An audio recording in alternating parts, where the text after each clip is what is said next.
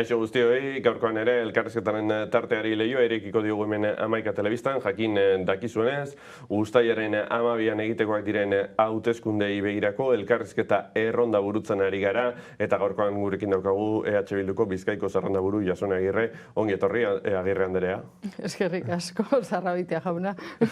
Bueno, lehenik eta behin, zeintzu dira Araba, Bizkaiak eta Gipuzkoak dituzten erronka nagusienak?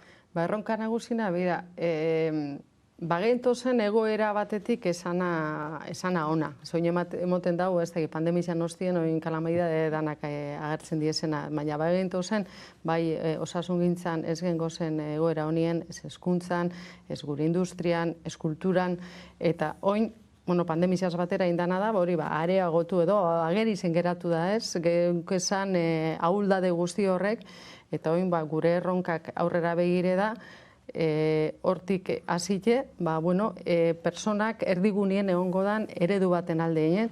Nik uste dut momentu honetan eredu bi dauzela aurrez aurre ez, batetik da Urkulluren eredue, dala murrizketena, prekariedadiena, eta bestalde batetik dau gure eredu edala, lehenengo persona diela. Eta orduen guk lehenengo ipinikoz personak, eta gure politika danak, gure proposamen danak, personen lehentasunien dauz ene. EH Bilduk prest lelo hautatu du, zertarako prest?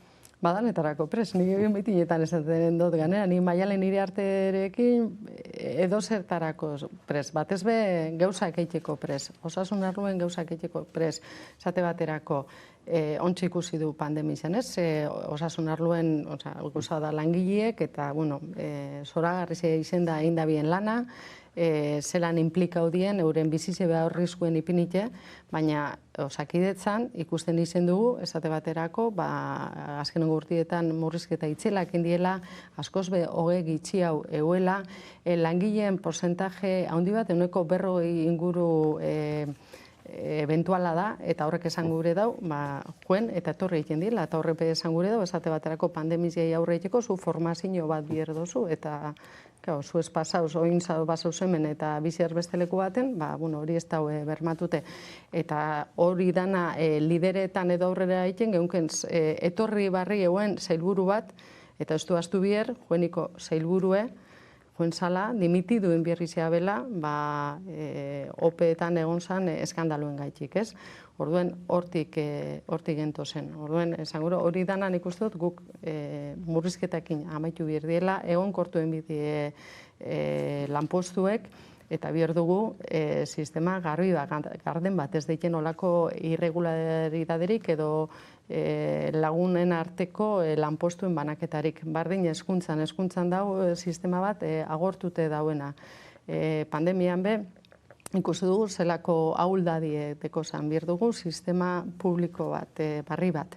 Esate baterako, niretzako da datu bat oso digarriz egiten jatana, eta da, hezkuntzan, esate baterako, gure gaztiek erabiltzen dabizan liburuen, ehuneko 25 baino ez dauz hemen argitaraute. Espainiako argitaletxek egiten dabiez gure gaztien testu liburuek. Guk bizerko gunien, estatu bat izen gure badugu, herri sentitu gure badugu horrekin jaideku. Industriarluen honepe, oin langabezi tasa esaten dabie, igo leikela oin ehuneko 10 eta emoten da hori pandemizien ondorizo. Baina aurretik gentozen oso langabezi tasa altuetatik eta anomalia bada hemen pasetan dana, ez? Esaten gu gara munduko 50 herrialde aberetzen eitaikuek. Eta ez da posible guk olako langabezi tasak ukile bakarrik gure aurretik gauz, Grezia eta Espainia. Kultura arluen, bardin, kultura hemen pandemizian ikusi da, zela ungarri da, ez talde batetik zenbat emonduzkun kulturiek, baina lehen hemen oso egoera larri zen baiguen, honen ostien, jentiei, ez da bile irabazirik atarako ez, hilie pasetako ez dekie. Eta orduen, hori da lan guzti hori deko aurretik, eta hori da horretan lan eiteko prez gauz. Alorra asko aipatu dituzu dagoeneko, gero joan gora banan bakoitzari buruzko zertzeladak eta azalpenak ematen, baina bere figura ere aipatu zu, eta Maialen arte da, EH Bilduko lehendakari gaia. Bai, hori esaten da, eta beti mitinetan nabil esaten behin da barriro. Batematek esaben Urkullu dala hori auzoko hori zuk txeko giltzek itxiko zeunskizokena, ez? Eta, bueno, bakotxa daki, nori izten dut esan giltze. Baina, ni Maialen Iriarteri itxiko noskizok ez, etxeko giltzek. Neure seme alaben zaintza, nire nominia administretan. Osa, persona fidagarri zedalako, persona leiala dalako, ez dalako kokiltzen arazuen aurrien, ni esaten dute, bitu, ni resilientzia berbie zer dan azaltzeko esango baluztikie, esango nuke, hori Maialen Iriarte da. Zereko kriston kapazidadi, osea, ganien pixu dana hartzeko. Eta gero aparte bebai, uste dudalako persona bat, umoretsu edana, barregarriz edana, pasinu edekona, personi edana, zaintzen zaituena. Bitu, ni behin, ni Maialeneaz, ETB-en, bizok ETB-ko langileek izen gara, baina ez du koinzidu izen lanien, ez? Eta neuken, hori, Maialen, ez? Personajie, ez? Eta hori nabilez etzen personie. Eta ja, ni bizotza zabalduzten behin etorriz jatanen bitu kotxien sarritzen joeten gara arkalaz, da zozten bitu karpetatxo baten jot, zuri guztien jatzu musikiaz, da nire guztien jotana zeuetzako kotxien goi esenien eipintxeko, ez? Zain joiten zaituen persona bada. Eta ni pentsa dut lider batek eta lehendakari batek olako, ez dakit, doaizek edo ukin bida bezala, jentie zaintzen jakinen bideo, jentie entzuten, ez dakit, empatizetan jakinen bidau lehendakari batek. Zaintza aipatzen ari zara, pandemia honek bete-betean erakutsi digu, zaintzak zenolako garrantzia duen bizitzaren eremu guztietan eta bizitzaren franja guztietan. Bai, pandemia honek hori erakutsi oskuz lako hauskorra garen, ez? Eta zenba zaintza bierdun, umie gaienetik, zaharra gaienera arte. Eta ganera erakutsi dozku oso personal eta politiko edala hori, ez? Hartzen dizan erabaki politikoek gure personengan eta gure zaintzangan erangin zuzena adekilako. Esate baterako, residentzietan 600 lagun hildie pandemia honetan, da hori ez da naturala. Eta hildie, hemen dauen eredu nagusize, residentzietan pribau edalako, pribau konzertaue, eta hor, ikusi dugu, gestinue desastre bat izen dela. Eta horretik, eta esate baterako, guk esaten dugu, osasun arloen arazoa badeko, osakidetzara, eskuntzan preminan bade, eskolatzeko, eskuntza sistemara, baina gizarte zerbitzuen preminari badeko, nora joten da. Ez dago esan daigun gizarte zerbitzuen osakidetza bat edo, ez? Eta gure proposamena da gizarte zerbitzuen sistema publiko bat sortzie. Ze gaiti bebai, beste arrazoi bat zein da, esate baterako Bizkaitzen, Bizkaiko erresidentzietan, Gipuzkoako erresidentzitako langileen erdize dauz. Eta orduen dinozu, edo atentzio da erdize, edo lankargie bikoitza, ez? Orduan hori ez da naturala eta hori ez da orekatu, ez? Lurraldien artien aulako ezberdintasunek egoti. Eta guk uste du sistema publiko bakar bat egon behar dabela eta danetan eskaintzen dan zerbitzue bardine izen daitela. Badauz, esate baterako, ondarrutik motrikure, zer dauen, oso ezberdine da ondarruko erresidentzia baten, igual ordaindu jozu laubide ergeixau, motriko ordaintzen dana baino. Kristonaldi da lurralde batetik bestera. Eta orduan uste dugu sistema bateratu bat egon behar dela hiru lurraldeetarako. Bai, aipatzen ari gara, osasun krisia, giza krisia, eta honek ere eratorri digu krisi ekonomiko bat, aipatu zu dagoeneko langabezi tasa aldez aurretik zetorrena, baina bere horretan dagoena eta ikusiko duguna noraino iristen den, eta adibidez atzokoan Zamudion talka plan baten berri eman zenuten, zertan datza? Bai, guk uste dugu hemen aberastasuna sortzen da bena, eta Bizkaiz nik uste dut horren eredu da, hemen sortu izen dan aberastasuna azkenengo Eustot, 100 urtietan esan leike industria izin dela. Eta orduan guk uste dugu industria bultzatuen behar dela eta industriaren barruen ikerkuntza bebai. Ezin gara atzien geratu eta uste dugu atzien geratzen gabizela. Atzien geratzen gabiz, esate baterako ikerkuntza eta garapenien, urkullu dauenetik bajatuen gara. Barne produktu gordinien, gordinetik ikerkuntzara zuzentzen den kopuru horretan. Bajatuen gara eta gainera ez gara heltzen. Ez da hurrik emon bez, Europak esaten eskatzen daben 3% horretara. Orduan gure proposamena da, barne produktu gordinen 3% ikerkuntzara zuzentzie. Hortaz aparte, uste du, kalidadezko lanpostuek izan behar diela eta soldata duinekin. Proposatzen dugu funtsa bat bebai, horretarako bai abalak emoteko enpresei eta bai injertzeko. Eta ez bakarrik industria da bultzatu gure dugunen, uste dugu kalidadezko enplegu lanpostu publikoe direla bai. Eta Europan aldien guk hemen askoz portzentai txiki jaue deku enplegu publikoen, eta uste dugu hori bultzatu egin behar dela. Bai, lan alorreko arriskuetako bat, prekariedadea da, baina beste bat, besteak beste, enpleguaren suntxiketa eta berriki, Nafarroan hauitzen ikusi dugunarekin, deslokalizazioen bitartez ematen dena. Bai, deslokalizazio esate baterako, hemen industrian 2008ko krisisen aurretik, hemen 250.000 langile esan industrian. Gaur egun 205.000 baino ez dauz. Eta guk uste du berreskuretu behar dugule, sortu behar duguzela enplegu horrek. Eta enplegu horretatik arlo barrizietan ganea. Uste dugu hortik 10.000 enplegu berdi edo deritzen horretaneko langileek izin birko leukila. Eta deslokalizazio arazoa da eta soldatarrakala beste bat. Industrian esate baterako oso emakume gitxik lan egiten da bie. Emakumeok sarritzen, beste lan askoz prekarioetan lan egiten duguleko, edo jornada laburtuekin, naiz eta andran borondati izenez jornada murriztu eukite, baina horretara derrigortute dauz. Eta uste dugu androk, emakumeok sartu inbier dugule industrian bebai, enplegu, kalidadezko enplegu bat eukiteko, eta holan arrakala hori txikitzen joateko. Zerbitzu publikoen indartzeari buruz ari gara, baina hori egikaritzeko zerga politikaren eztabaida ireki beharra dago.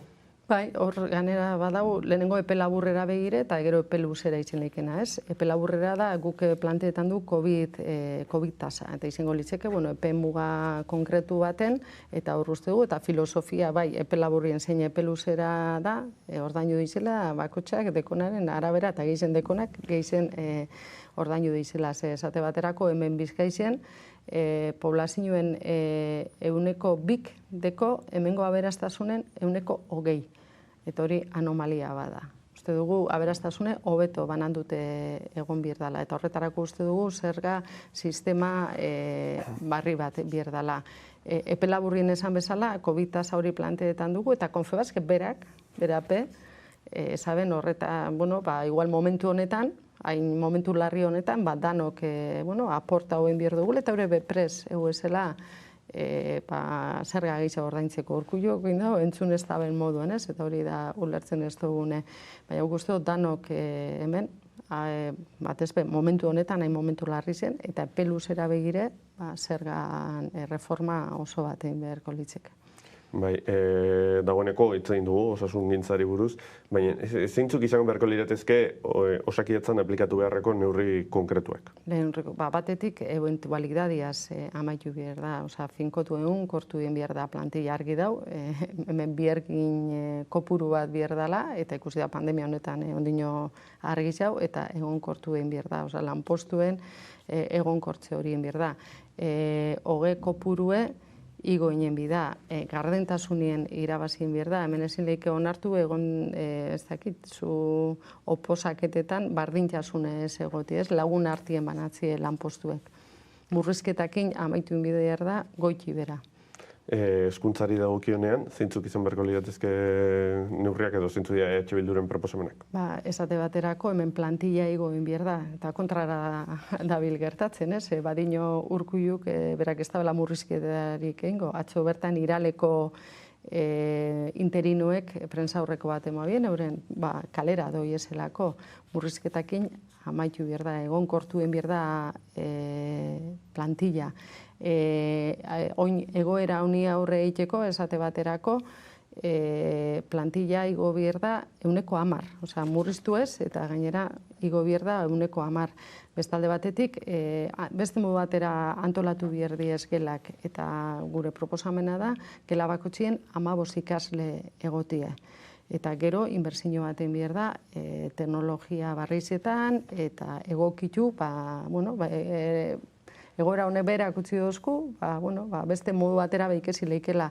Esate baterako, atzo bertan Maialen Iriarte batu zen Finlandiako hezkuntza ministruaz. Eta guretzako Finlandia eredu da, ez? Hizkuntza ze berbaiten dugunin, zer herrialde torten diaku, ez burure, ez?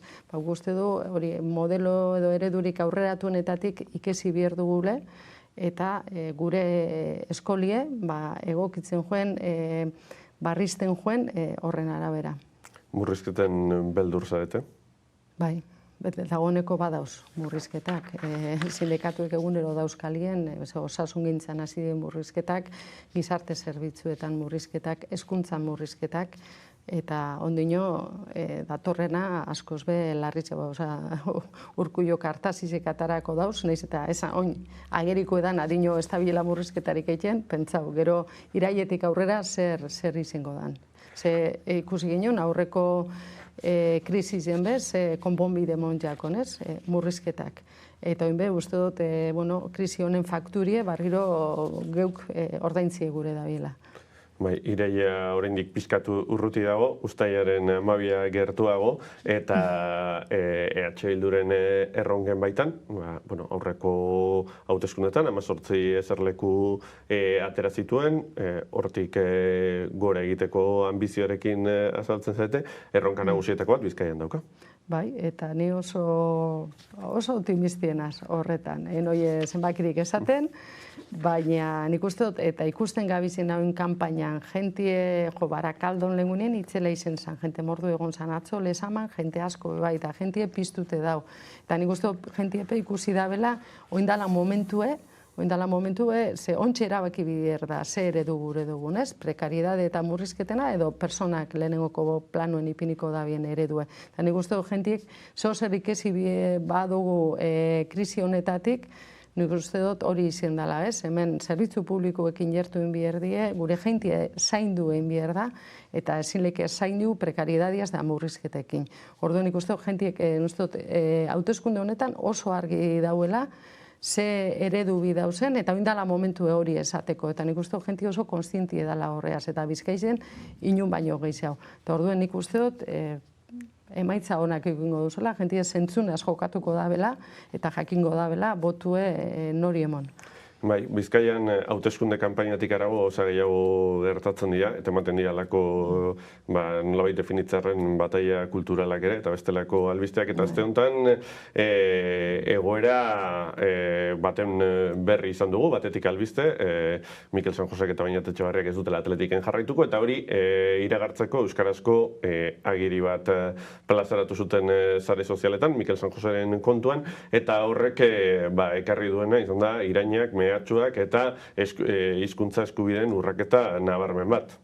Ni lehenengo eta behin eurei zorizionak bizotzetik hori euskaraz euren barrutik, euren ama hizkuntzan idaztiarren ez dut uste hori delitu bat izen bierdanik gaur egun 2020 urtien, olako ondorizuek eukitie zuzek modu naturalien zure ama hizkuntzan testu bat idaztiek, olako ondorizuek ekartien. Ni eurekin hau eta uste dut hori auspue diela gure aurrera segitzeko, ze horrepe agerizien itxi dau realidade bat batzuetan eskutaute edo dauena.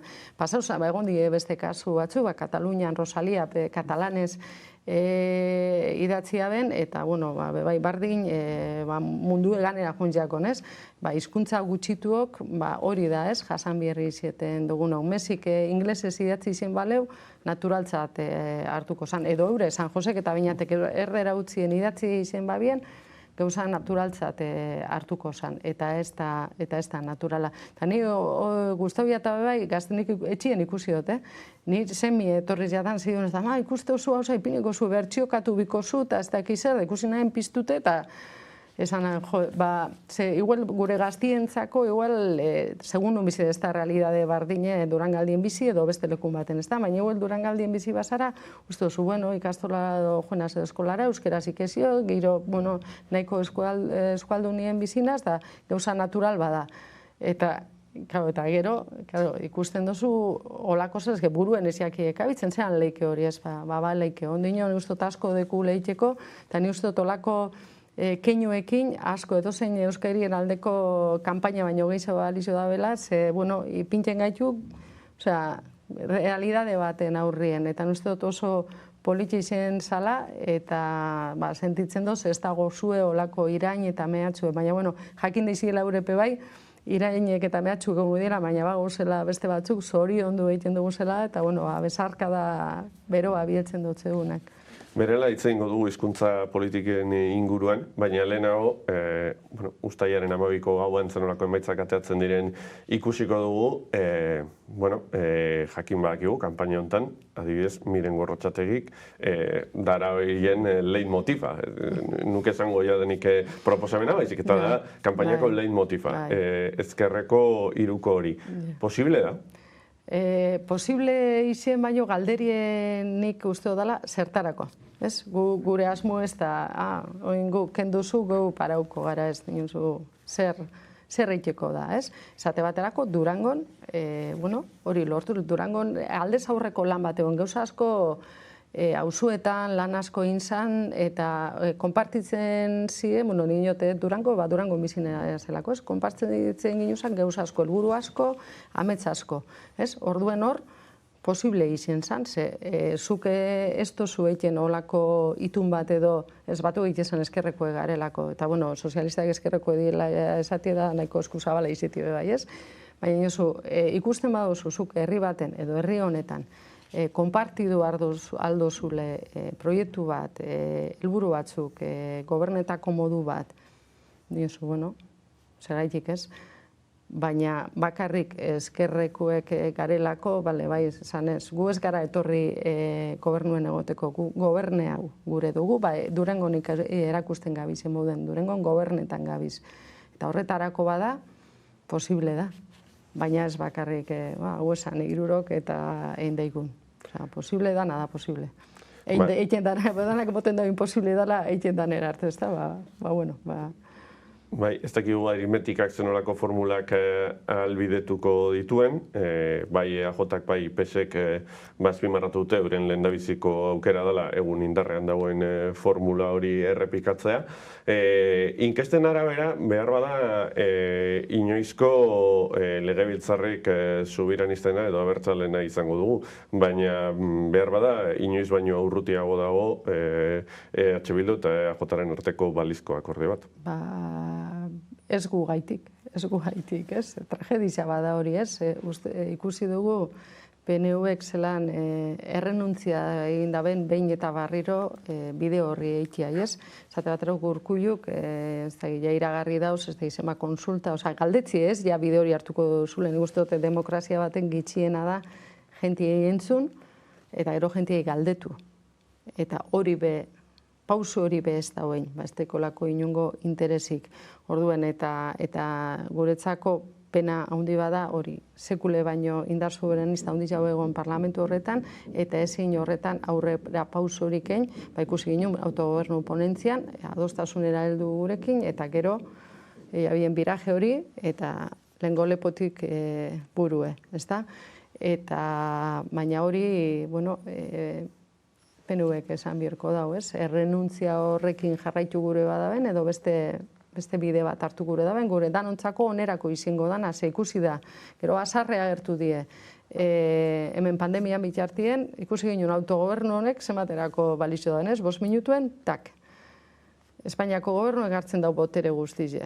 Eta zu geratzen za, haren menpe, men ikie baino ez deko zu, ez? Eta guk gure dugune da, bardinen arteko hartu emon bat. Guk geuk gure erabakizek hemen hartzeko.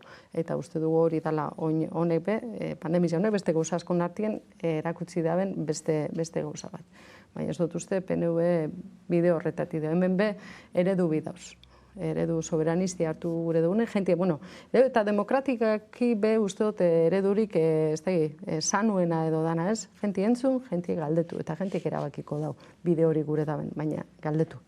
Eta Urkulluk agindu bai, galdetuko dabela, azkeneko 8 urteotan birritzen behar egin du dau, baina ez da mono horretan, ez da pausu erdi bez.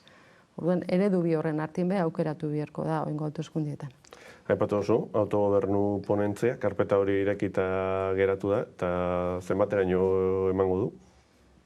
Ezin jakin gu guraldetik, gu azkenera arte heltzeko presgauz, baina esan duten moduen Usten da PNUek ez dekola horretarako borondaterik, eta guk gure aldetik aldan guztiz egingo du, baina uste ja renuntzia historikotza hartu leikela ja momentu hau ikusi izan zer pasau zen, ez teket itxaropen handirik burreko legintzaldizen arlo horretan aurrerapenik emongo danik. Bai, elkarrizketaren azkeneko txanpan aipatut, hizkuntza politiken inguruan galdetuko nizula, zentu dira Bilduren proposamenak? Bitu, niretzako proposamen oso importanti da, zegana oso ikutut etorri naz, atzo batu ginen etorkinekin, eta eurek esatozkuen, guk euskaraz ikesi gure dugu, ganeran uste dut, euskal herritar oso sentitzeko ezinbesteko edala, ez da? Eta baina esatozkuen guk ezin dugu hemen euskaltegi baten 600 euroko matrikuli ordaindu. Eta ez etorkinek, ez bertako jente asko pez guk uste dugu, doako tasunez izen behar dela. Jente euskaraz ikesi gure daben guztizek eukin deizela horretarako aukeria. Eta gero, hizkuntz politikan gauza asko sartzen di, ez? Eta hezkuntzan ze tratamendu biologikoan, osakidetzan, erakunde guztietan, baina niretzako oso importanti da, esate baterako, ETB, komunikabide publiko moduen, ze funtzio dekon hizkuntza arluen. Eta ikusten gabiz, ETB bat, gaur egun dekoz audientzia testimoniala bakarrik. Eta guk uste du ETBek bierdabela beste eredu bat, gure hizkuntziei inerra emoteko, izen be horretarako sortu zen ETB, baina ikusi da urtien koen etorrizaz, naiz eta euskeraz dakizen jentie edo ulertzen daben jentie gero eta gehiago izen, gero eta jente gitxi ikusten da euskeraz. Eta uste du iraulien behar dela gaur egungo eredu hori. Eta ez bakarrik hizkuntzan aldaketa horreko ondirelako, komunikabideen orokorrien mundu aldatu indalako. Hizkuntza nagusi diesan beste herrialde batzutan be, ardurautute dauzo horrekin be bai, Islandian esate baterako, niz eta, horren hizkuntza argi izenez hizkuntza gitxitu bat, gaurrengo online plataforma guztionekin, inglesa dabil gehientzen, eta, gaztien arti, barazo bat sortzen hasi da, ze, inglesera joten da bie gehiago. Panorama horretan, eurek arduretute badoz horrekin, pentsa euskal jentiek ze ardura maila eukin bierko onken. Eta uste du gaur egun dekun euskal telebistak ez dutzela horri erantzuten. Eta horbe, aldaketak enbierko litzekaz. Bai, EITB-ez arago, erronka horri ekiteko, izan ere aipatu zu esoik plataforma berriak, bezik eta 5G hor dago, digitalizazioaren erronka, Euskal Hedabideen esfera indartsu bat behar da, eta dekantazioa nolabait aurreko hamarkadetakoa iraultzea edo behintzat ekiliberatzea. Bai, guk, gure Euskal Herria bildu moduen, guk esango ginen, zein da gure helburu nagusi, ez? Proiektu politiko moduen. Guk, gure dugune da Euskal Estatu bat eukitie. Eta ez da Euskal Estaturik beren komunikazio esparrurik ez dekonik. Eta guk biher dugu horretarako komunikazio esparru sendo bat. Komunikazio esparru horretan badau komunikabide publiko bat, diru publikoa ordaintzen dana, eta horri exigentzia maila oso handiz izin behar da, diru publikoaz ordaintzen dalako. Baina esfera horretan badau telebista hau bezalako beste komunikabide batzuk, herrigintzatik sorturikoek, eta gainera gure izaerien parte dienak, herritik sortzen direzan proiektuek, eta badirelako proiektu batzuk oso ez dakit talde izaera dekienak, eta guk uste dugu be, finantziazio aldetik be, oreka bat egon biherko litzekela uste du tokiko komunikabidiepe injartu inbirdiela, eta gainera uste dut danok komunikabide danak ez dakit konpliz edo izen biherko leukina, ez, elkarren arerizio, ez, zuri gehiago enbototzue, guri gitxia, honik uste dut, danok proiektu bateratu baten alde lanen bierdule, eta azkenien da herrigintza. Herrize sortu behar dugu. Hori, Arnaldok esaten dauz harritzen txillardegirena uste dut dala esaldi hori. 100 urte barru egongo da klase borroka, baina Euskal Herririk egongo ete da, ez? Eta nik uste komunikabideek oso funtzio garbize eta horretan erantzukizun handiz edekiela bide horretan. Eta nik uste dut hori komunikabide, euskerazko komunikabide indartzu ebir dugu zela, ez bakarrik hizkuntza arlotik, gure imaginarizue, gure herri izaera hori zabalduko dabienak eta euskal ahotzek leku eukingo dabienak. Eta nik uste dut esate baterako gure proposamenetako bat datorren legegintzaldirako da ikus-entzunezko kontseilue sortzi, ez da?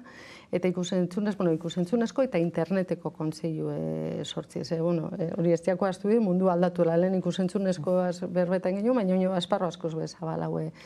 Eta kontseilu horren lehenengoko funtzioa izango litzake komunikazioen lege bat eitia. Eta komunikazio lege horrek arautu beharko leuke gure euskal komunikazio esparru hori, ez? Eta bai finantziazio hori dagokionez, bai bakoitzai funtzioi dagokienez.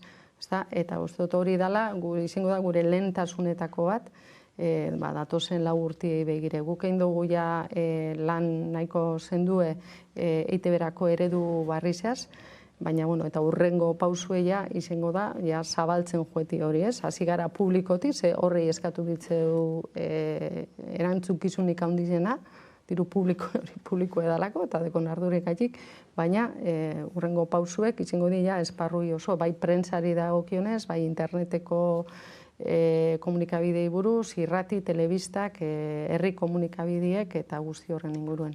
Hausnarketa horiekin geratzen gara, Jason Agirre, mila esker. Zeuei, ona konbiditietiarren, eta laster ikusiko gara barriro. Eskerrik asko. Bai, eta ikusleentzat gogoratu informazio guztia gurean gaur albistegietan eta 11.eus gure webunean. Bihar hauteskundeen arirako elkarrizketen bildumarekin jarraituko dugu, eta kasuntan EAJ-ko Leixuri Arrizabalaga elkarrizketatuko dugu gure partetik besterik ez, eta gabon pasa.